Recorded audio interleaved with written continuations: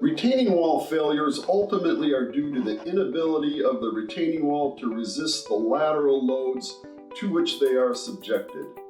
This can occur as a result of a design or construction defect, a change in site conditions, or deferred wall maintenance.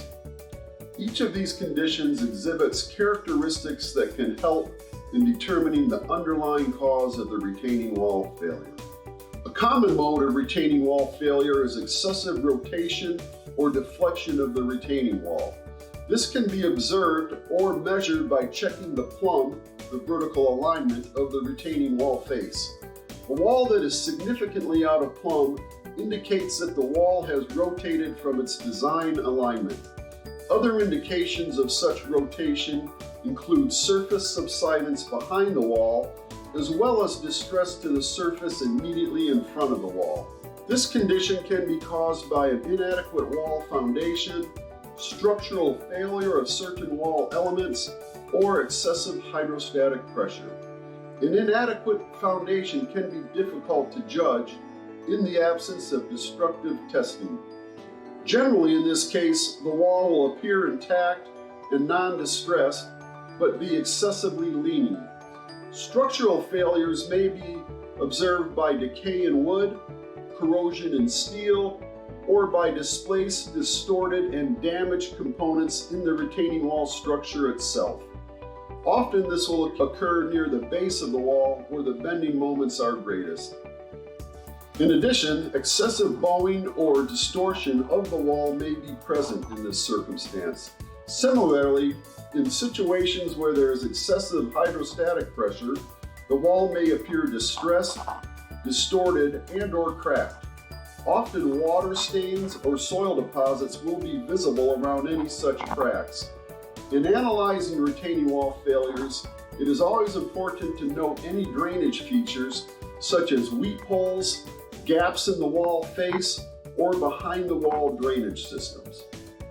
General wall distortion, displacement, or cracking can also be indicative of structural deficiencies in the wall above the foundation level. These deficiencies can consist of inadequate reinforcing steel in the case of reinforced concrete walls, or bowing lumber in the case of wood retaining walls. Decaying lumber can also indicate the improper use of non-pressure treated wood, which is highly susceptible to decay. Distortion in an MSE wall is typically recognizable by movement in the blocks at the face of the wall. Distortion and failure in this type of wall can be difficult to determine and often requires engineering analysis.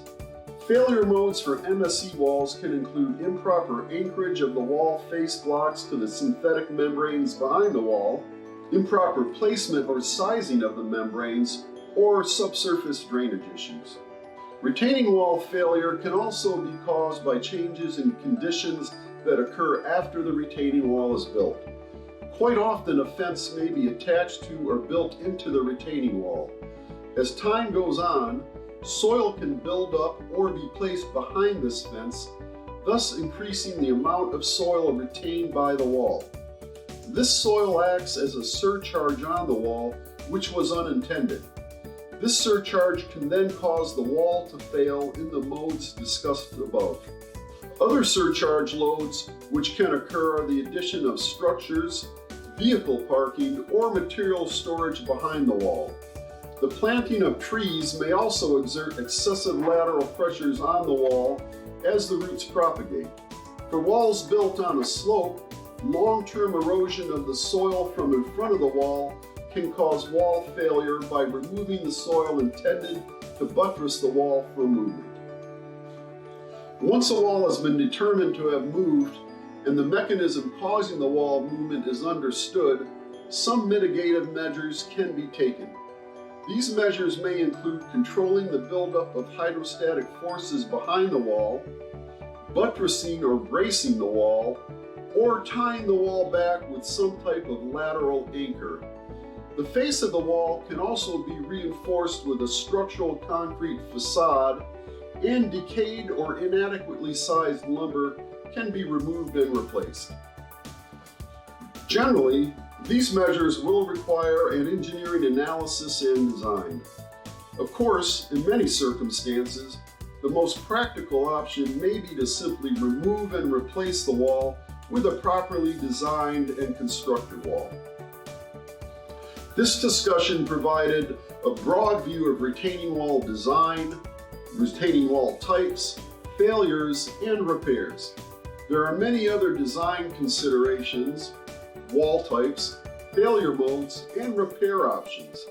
However, a basic understanding of retaining walls can often allow one to determine the cause of the failure and also how to fix the problem. Thank you very much for viewing this.